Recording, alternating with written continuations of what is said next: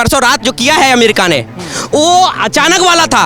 अब करे, चैलेंज कर रहे हैं ईरान के साथ में मिलकर, हम चैलेंज कर रहे हैं, अब करके दिखाए। ये आखिरी जंग है, जैसे पंडित जी ने कहा, ये आखिरी जंग है और इसमें जो आएगा हक के खिलाफ, जो जालिम आएगा वो जालिम इस लपेटे में ले लिया जाएगा। फिलिस्तीन जब आबाद था तब से लेके, और इजराइल जब पैदा भी नहीं हुआ था तब से लेके, ये इजराइल और फिलिस्तीन का मुद्दा है। हम फिलिस्तीन के साथ हैं और हमारा इतिहास फिलिस्तीन के साथ रहा है। कौन लोग हैं जो हिंदुस्तान में इजराइल का झंडा उठाए फिर रहे हैं? कौन लोग हैं जो क्या कहते हैं इजराइल तुम आगे बढ़ो और हम तुम्हारे साथ हैं, किनारे लगा रहे हैं? मनमोहन जी की सरकार में कारगिल वाले मुद्दे पर भी ईरान हमारे साथ ही खड़ा था। बिल्कुल। तो क्यों हम ऐसे लोगों को अपने देश में क्या कहते हैं पैदा कर रहे हैं, या उनकी ऐसी विचारधारा को हम पैदा कर रहे हैं जो एक धर्म को और एक सिर्फ इजराइल के नाम पर ये नहीं देख रहा कि मेरा देश किसके साथ है, मेरे देश के मैत्रिक संबंध किसके साथ है, व्यापारिक संबंध किसके साथ है, मुझे किसके साथ खड़ा होना चाहिए? सर, इजराइल और ईरान युद्ध के मैदान में है और इस समय चर्चाओं का केंद्र बने हुए हैं। क्या लग रहा है कि जिस तरीके से सोशल मीडिया पे तस्वीरें आ रही हैं, ईरान जमकर वार कर रहा है, इजराइल पलटवार कर रहा है, किसका पलड़ा भारी नजर आ रहा है? युद्ध अगर स्थिति होती है तो कौन जीतेगा युद्ध से? पहली बात तो युद्ध है ईरान और क्या कहते हैं इजराइल का, और सबसे बड़ी बात है कि आज से 15 दिन पहले जब ईरान और इजराइल का युद्ध छिड़ा था, हाँ। तो मेरे समझ में ये नहीं आता कि हमारे देश में भी एक घटना हुई थी कि अहमदाबाद में एक प्लेन क्रैश हुआ था। बिल्कुल। ठीक है, तो हमारे देश के कुछ बुद्धिजीवी ईरान और इजराइल के युद्ध में डिबेट कर रहे थे, प्रमाण कर रहे थे, कुछ पूछताछ कर रहे थे, सरकार से सवाल जवाब कर रहे थे, और कुछ ईरान इजराइल पे सवाल जवाब कर रहे थे। मैं पूछना चाहता हूँ कि हमारे अहमदाबाद के प्लेन क्राइसिस में प्लेन जो क्रैश हुआ उसमें 241 हमारे भारतीय यात्री थे, वो मर गए, जान से चले गए। उसका जिम्मेदार कौन है? उसका सवाल मीडिया क्यों नहीं पूछता? क्यों नहीं पूछता कि वो ऐसी कौन सी साजिश थी, किस क्या कहते हैं कमी के कारण अहमदाबाद में हमारा क्या कहते हैं प्लेन एयर इंडिया का क्रैश हो गया। अब आ जाते हैं आपके इजराइल और ईरान के मुद्दे पर।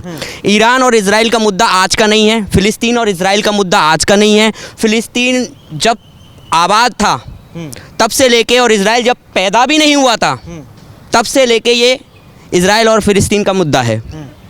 अब जिस वक्त ये इजराइल और फिलिस्तीन का झगड़ा शुरू हुआ था, युद्ध हुआ था, तो भारत ने एक एडवाइजरी, जब विरोध हुआ था, बहुत विरोध हुआ था, सरकार ने भी कुछ विरोध किया था इस शुरू में कि हम क्या कहते हैं इजराइल के साथ हैं। फिर एडवाइजरी जारी करी गृह मंत्रालय से, ऑफिशियली एडवाइजरी आज भी उस गृह मंत्रालय की पोस्ट पर है कि हम फिलिस्तीन के साथ हैं और हमारा इतिहास फिलिस्तीन के साथ रहा है। ठीक है, तो फिर उसके बाद में ये कौन लोग हैं जो हिंदुस्तान में इजराइल का झंडा उठाए फिर रहे हैं? कौन लोग हैं जो क्या कहते हैं इजराइल तुम आगे बढ़ो और हम तुम्हारे साथ हैं, किनारे लगा रहे हैं? भारत की जनता, देश की जनता देख रही है और देश की सरकार इस चीज़ से नकार रही है कि इन लोगों पर कोई कार्रवाई नहीं हो रही है। बिल्कुल। ईरान मुर्दाबाद के नारे भी लगाए जा रहे हैं देश के अंदर।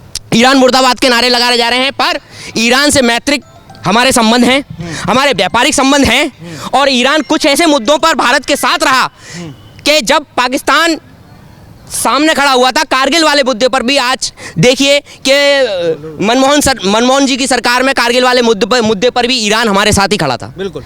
तो क्यों हम ऐसे लोगों को अपने देश में क्या कहते हैं पैदा कर रहे हैं, या उनकी ऐसी विचारधारा को हम पैदा कर रहे हैं जो एक धर्म को और एक सिर्फ इजराइल के नाम पर ये नहीं देख रहा कि मेरा देश किसके साथ है, मेरे देश के मैत्रिक संबंध किसके साथ है, व्यापारिक संबंध किसके साथ है, मुझे किसके साथ खड़ा होना चाहिए?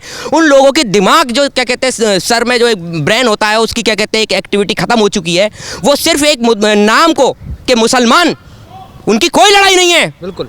उनका कोई मैटर नहीं है, सिर्फ और सिर्फ फिलिस्तीन के मुद्दे पर और इजराइल के मुद्दे पर, ईरान के मुद्दे पर इसलिए उछलना चाहते हैं, इसलिए इजराइल के नारे लग रहे हैं, इजराइल जिंदाबाद के नारे लग रहे हैं कि सिर्फ और सिर्फ ईरान फिलिस्तीन ही मुसलमान है। प्रश्न ये करूंगा सर कि अगर सैन्य शक्ति की बात की जाए तो इजराइल भी उतना ही कह सकते हैं टेक्नोलॉजी में एडवांस है, ईरान के साथ भी कई लोगों का समर्थन है, तो किसका पलड़ा? आपका जवाब मैं दे देता हूँ कि फिलिस्तीन जब क्या कहते हैं हमास ने क्या कहते हैं अपनी क्या कहते हैं रॉकेट मिसाइलों से और क्या कहते हैं हमला किया था, जब 5000 कुछ मिसाइलें दागी गई थी, तब इजराइल की टेक्नोलॉजी और सिक्योरिटी का हमने तब देख लिया था, मोसाद का।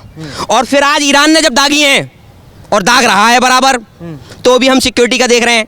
मैं पर ये पूछना चाहता हूँ पूरी दुनिया के सुपर पावर अमेरिका से भी, विश्व गुरु हमारे देश के श्रीमान प्रधानमंत्री नरेंद्र मोदी साहब से भी, और क्या कहते हैं इसराइल के वे जो हैं करता धरता नेतन्याहू और क्या कहते हैं पुतिन साहब बड़े बड़े सुपर पावर हैं इस क्या कहते हैं युद्ध में बड़ी बड़ी सुपर पावर उतरी हुई हैं। मैं ये पूछना चाहता हूं कि ईरान पर इतनी क्या कहते हैं पाबंदी लगने के बाद में आज पूरी दुनिया अचंभित है कि उसके पास में इजराइल से भी ज़्यादा क्या कहते हैं हथियार हैं।